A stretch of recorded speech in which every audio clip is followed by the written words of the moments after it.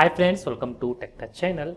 Today I am going to show you in this video how to fix power button shutdown or sleep setting not working in Windows 11 PC. So before I start the video, please subscribe my channel for more latest video. Guys, if you also facing this error, then I will show you how to fix this problem. First of all, press on Windows key, then type here edit power plan. Open this option. Click on power option.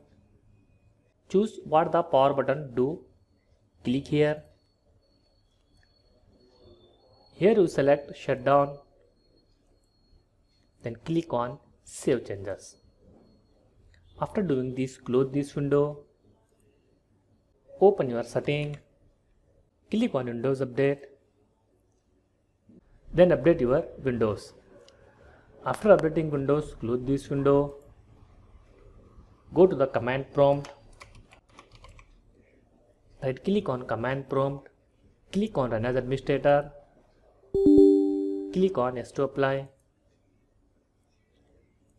In this, type here sfc space / scan now. Then hit enter. This will take some time. Wait for 100%. After 100%, close this window. Then restart your PC or laptop.